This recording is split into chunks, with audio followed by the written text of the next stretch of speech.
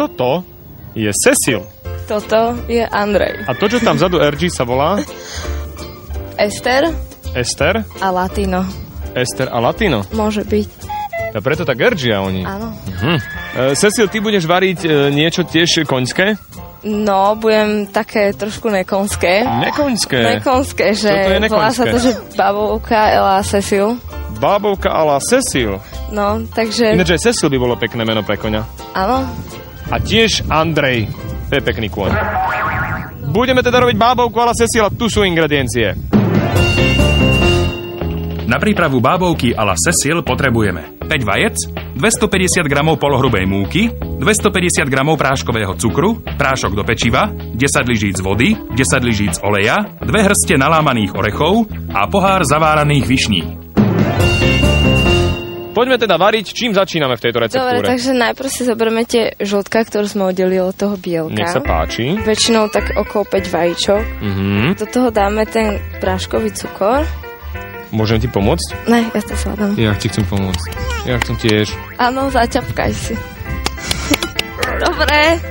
Tak, a začneme miešať. A miešame. Smere hodinových ručičiek poprosím, tak. Áno, tak to idú. Ja som mal digitálky, keď som mal. No to bude nekonečné. Ja zatiaľ vyšľahám bielka, dobre? Dobre. A môžeš sa ma niečo pýtať? Najprv sa spýtaj ty.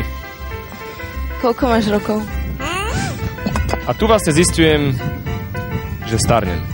Máš to už vymiešané? Áno, už mám vymiešané. Dobrá som, že?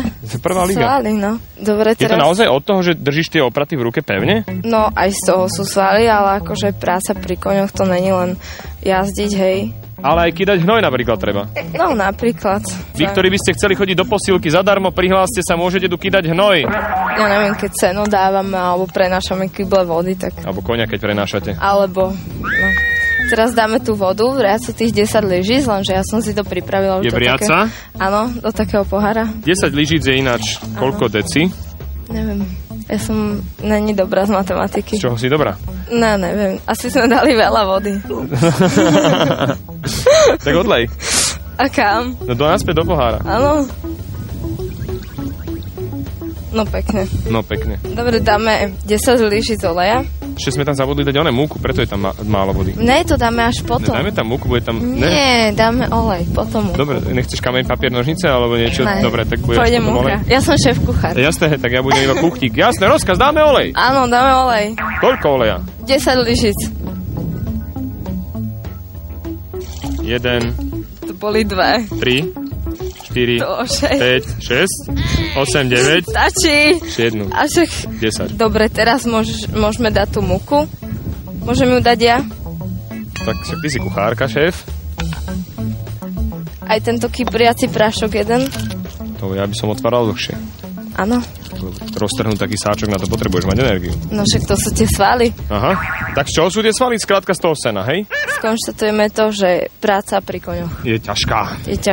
A z toho sú tie svaly. Ale potom o to lepšie sa tam cvála prériou. Áno. Ako ďaleko si bola už na koni?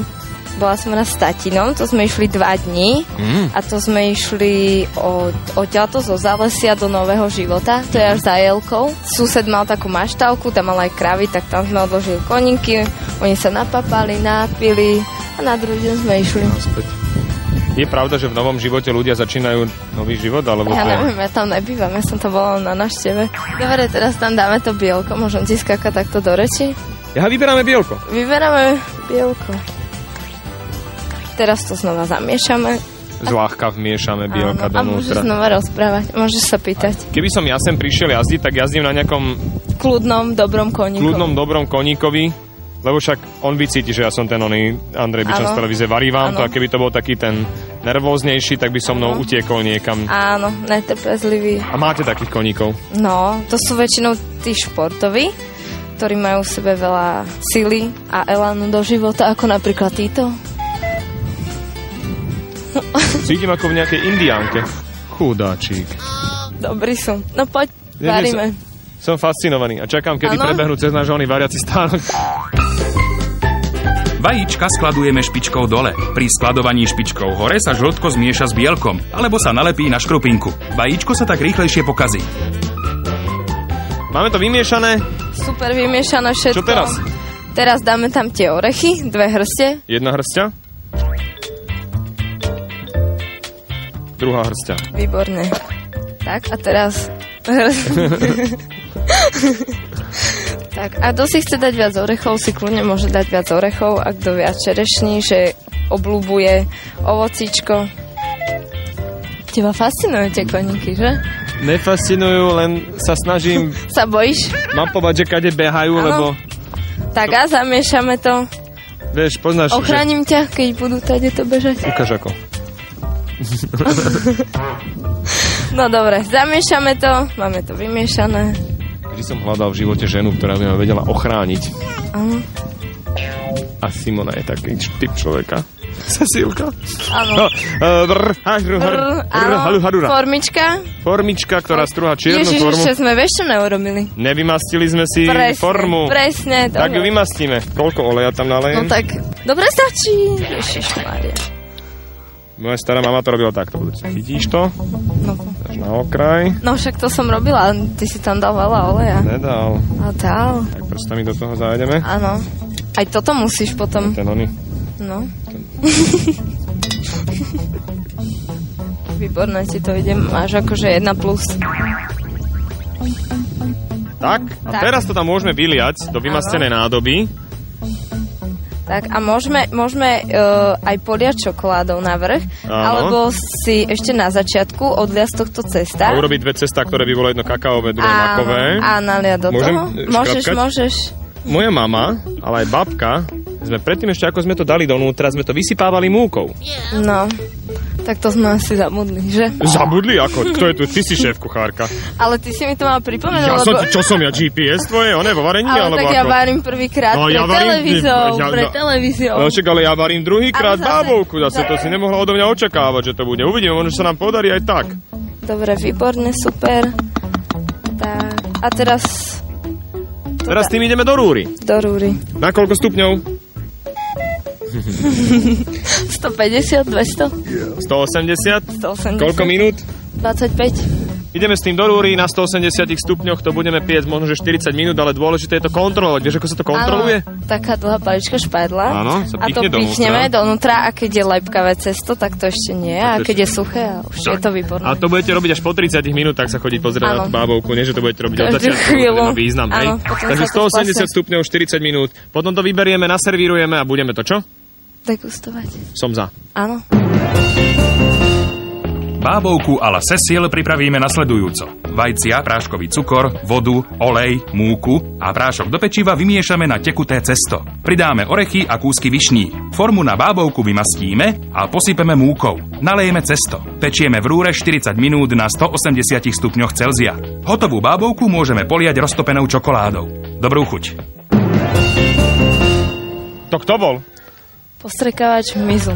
Postriekávač hmyzu? Aj také existuje? No, asi. Keby som mal doma komára, tak ho mám zavolať? Áno. Zbaví ma komára. Ne muchy. Ale nejsi si na 100% istá. Ideme okoštovať to, čo sme si tu naservírovali. Vyzerá to naozaj delikatesne. Aj ďalší kôň by sa mohol volať, že delikatesa. To je Trump. To je Trump? Áno. To je ten kopáč? Áno, ten nový člen. Tak, degustujme. Trump je muž? Okay. Áno. Áno, je on. Valach. Tak začni najprv ty, či sa náhodou není otrávená, alebo niečo, čo ja viem. No len trošku čokoládová z boku. No, trošku je, ale však som hovoril, že to stačí oškrabať, alebo povedať sa, tu na to nie je čokoládové, takže treba ísť odtiaľto. Dobrú chuť? Áno, dobrú chuť.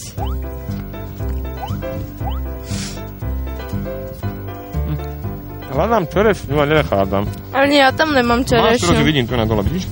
Aha. Tesne vedľa toho čierneho. Stále ju máš vnútri. Je to naozaj prvá trieda.